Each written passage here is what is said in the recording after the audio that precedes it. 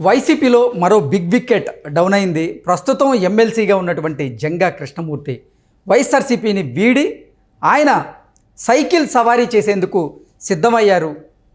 ఈ నేపథ్యంలోనే పల్నాడు జిల్లాలో జరగబోయేటువంటి ఒక సభలో ఆయన టీడీపీ తీర్థం పుచ్చుకోబోతున్నారు. ఇప్పటికే నారా లోకేష్ గారితో అలాగే టీడీపీ అధినేత చంద్రబాబు గారితో పలుమార్లు భేటీ అయ్యి సంప్రదింపులు కూడా జరిపారు అంటూ ఒక వార్త ఇప్పుడు సోషల్ మీడియాలో బయటకు వచ్చినటువంటి నేపథ్యంలో ఈ అంశానికి సంబంధించి మనతో మాట్లాడేందుకు టీడీపీ అధికార ప్రతినిధి డాక్టర్ ఏఎస్ రావు గారు మనతో ఉన్నారు. ఆయనతో మాట్లాడదాం. ఏఎస్ రావు గారు నమస్తే అండి. వైసీపీలో మరో పెద్ద వికెట్ డౌన్ అయిపోయింది. జంగా కృష్ణమూర్తి గారు ప్రస్తుతం ఎమ్మెల్సీగా ఉన్నారు. ఆయన తన ఎమ్మెల్సీ పదవితో పాటుగా రాష్ట్ర బీసీ విభాగం అధ్యక్షుడిగా ఉన్న పదవికి కూడా రాజీనామా చేసి వైఎస్ఆర్సీపీ సభ్యత్వానికి కూడా రాజీనామా చేసి ఆయన సైకిల్ సవారీకి సిద్ధమయ్యారు. అందులో భాగంగానే నారా లోకేష్ గారిని చంద్రబాబు గారిని కలిశారు. టీడీపీ తీర్థం కూడా పుచ్చుకోబోతున్నారు.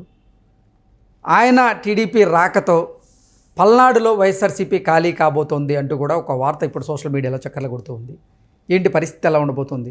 ఖచ్చితంగా కృష్ణ గారు, ఎందుకంటే జంగా కృష్ణమూర్తి గారు గతంలో ఎమ్మెల్యేగా ఉన్నారు, మాజీ ఎమ్మెల్యే వారు, ప్రస్తుతంగా ఎమ్మెల్సీగా ఉన్నారు, బీసీ విభాగం అధ్యక్షుడిగా ఉన్నారు వైఎస్ఆర్సీపీలో. గత 5 సంవత్సరాల నుంచి చూస్తే బీసీలకు జగన్మోహన్ రెడ్డి చేసినటువంటి అన్యాయం కూడా జంగా కృష్ణమూర్తి గారు వెలుగులోకి తీసుకురావడం జరిగింది. ఫెడరేషన్లో కుల వృత్తులపైన ఆధారపడేటువంటి కొన్ని సామాజిక వర్గాల్లో, ముఖ్యంగా నాయ బ్రాహ్మణ సామాజిక వర్గాలు, రజకులు కానివ్వండి, అలాంటి సామాజిక వర్గాలు కుల వృత్తులపై ఆధారపడే ఈ సామాజిక వర్గాలు ఫెడరేషన్ నుంచి కార్పొరేషన్ చేశారు.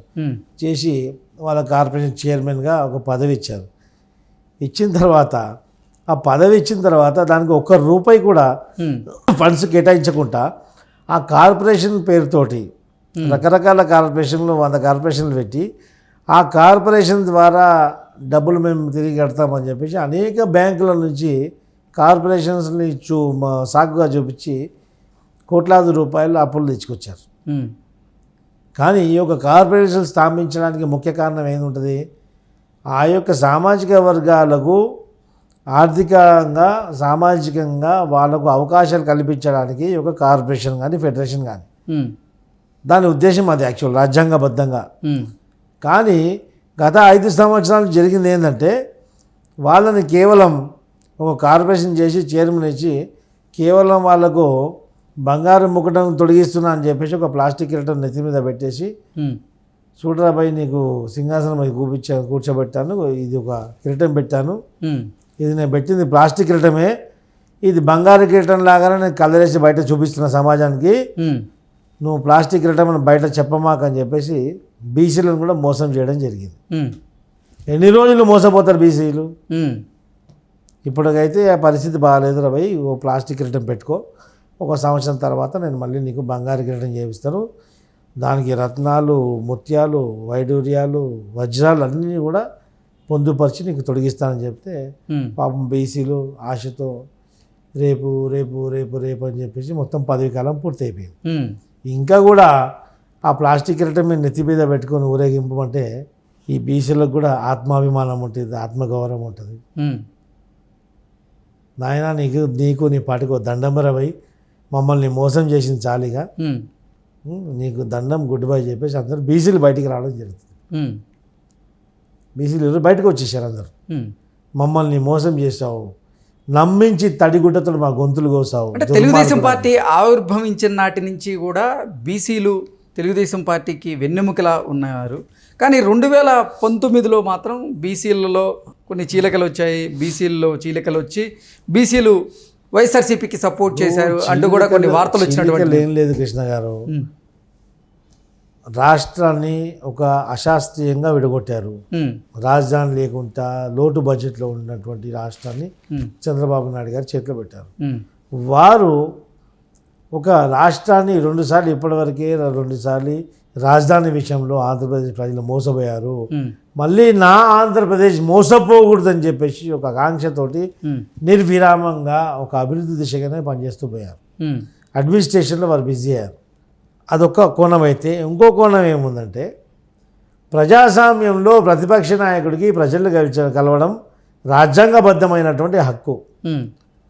ఈరోజు ఏ విధంగా అయితే జగన్మోహన్ రెడ్డి ముఖ్యమంత్రిగా ఉండి ప్రతిపక్షాన్ని ప్రజలను కలవనికుంటా మైకులు పట్టుకుంటా మైకులు లాగేసుకుంటూ వెహికల్ లాగేసుకుంటూ ఒకవేళ స్టూల్ మీద ఎక్కితే కూడా స్టూల్ లాక్కపోవడం అలాంటి అరాచకం ఒకవేళ మన చంద్రబాబు నాయుడు గారు ముఖ్యమంత్రిగా ఉన్నప్పుడు చేసింటే ఈ యొక్క నత్తి పకోటి ఈ యొక్క అంతకుడు ఈ యొక్క కోడి కత్తి కారకుడు ఈ యొక్క గొడ్డలి కారకుడు ఈ గొడ్డలి రూపకర్త ప్లీజ్ అని గల్లీలలో తిరిగి ముద్దులు పెట్టి ప్రజలను మోసగించే అవకాశం వచ్చేదా?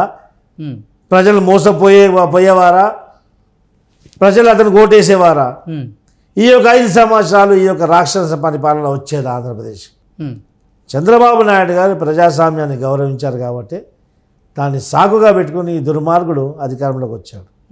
ఇప్పుడు మళ్ళీ బీసీలు చంద్రబాబు గారికి దగ్గరయ్యే అవకాశం ఖచ్చితంగా చూశారు. బీసీలే కానివ్వండి, ఎస్సీలే కానివ్వండి, ఎస్టీలే కానివ్వండి, ప్రతి సామాజిక వర్గం కూడా అట్టడుగు వర్గాలని అతి సామాన్యుడిని తీసుకొచ్చి శాసనసభ సభ్యత్వం ఇప్పించి శాసనసభలో అధ్యక్ష అని గర్వంగా మాట్లాడే ఒక అవకాశం కల్పించింది ఆ రోజు నందమూరి తారక రామారావు గారు, తెలుగుదేశం పార్టీ. అలాంటి ఘనత తెలుగుదేశం పార్టీకి ఉంది. అలాంటి బీసీల పక్షపాత ఎవరంటే కళ్ళు మూసుకుని ఎవరికి అడిగినా కానీ తెలుగుదేశం పార్టీని చెప్తారు. కొంతగా తెలుగుదేశం పార్టీ మీద ఒక అపోహలేసి వాళ్ళు ఒక ప్రజల్ని మిస్గైడ్ చేసి ముఖ్యంగా బీసీలని మీకు ఏమో చేసేస్తామని కార్పొరేషన్లు ఇస్తాము రకరకాలు ఇస్తామని చెప్పేసి ఒక అపోహ సృష్టించారు. ఆ అపోహ నుంచి ముఖ్యంగా బీసీలు బయటకు వచ్చారు. జగన్మోహన్ రెడ్డి నువ్వు దుర్మార్గడవరా భయ్ నిన్ను నమ్మమే ఇప్పుడని చెప్పేసి ఒక నీకు నీ పార్టీకి నీ ప్రభుత్వానికి దండం. మా గురించి పుట్టినటువంటి పార్టీ, అట్టడుగు వర్గాల గురించి పుట్టినటువంటి పార్టీ తెలుగుదేశం పార్టీ ఆంధ్రప్రదేశ్లో ఇంకా ఉందిరా నాయన, మేము మా పార్టీకి పోతామని చెప్పేసి అందరూ సొంత గూటికి రావడం జరుగుతుంది ఈరోజు. సొంత గూటు in the sense Telugu Desam party అదే జరుగుతుంది. అందుకే ఇప్పుడు కృష్ణమూర్తి గారు కూడా అందరూ కూడా తెలుగుదేశం పార్టీకి మళ్ళీ రీజైన్ అవుతున్నారు. వాళ్ళతో అయినటువంటి తప్పిదాలు తెలుసుకుంటున్నారు. ఖచ్చితంగా మళ్ళీ ప్రజాస్వామ్యాన్ని కాపాడడం కోసం అందరం ఏకతాటిపై రావాలని చెప్పేసి ఒక ఆలోచనతోటి ఆ రాక్షస ప్రభుత్వాన్ని గద్దదించడానికి కంకణబద్ధులై అందరూ కూడా నిర్విరామంగా కృషి చేస్తున్నారు. వారు ఒక రాష్ట్రాన్ని 2 సార్లు ఇప్పటివరకే 2 సార్లు రాజధాని విషయంలో ఆంధ్రప్రదేశ్ ప్రజలు మోసపోయారు. మళ్ళీ నా ఆంధ్రప్రదేశ్ మోసపోకూడదని చెప్పేసి ఒక ఆకాంక్షతోటి నిర్విరామంగా ఒక అభివృద్ధి దిశగానే పనిచేస్తూ పోయారు. అడ్మినిస్ట్రేషన్లో వారు బిజీ అయ్యారు. ఓకే, జంగా కృష్ణమూర్తి గారి ప్రభావం పల్నాడులో ఎంతవరకు ఉండే అవకాశం ఉందంటే ఏం చెప్తారు? ఖచ్చితంగా ఉంటుంది. జంగా కృష్ణమూర్తి గారు రావడం వల్ల అనేక మంది వైసీపీ కార్యకర్తలు కూడా తెలుగుదేశం పార్టీ జాయిన్ అవుతున్నారు. పల్నాడులో ఖచ్చితంగా వైసీపీ పార్టీ ఖాళీ అయిపోవడం ఖాయం. ఓకే అండి, thank you so much sir.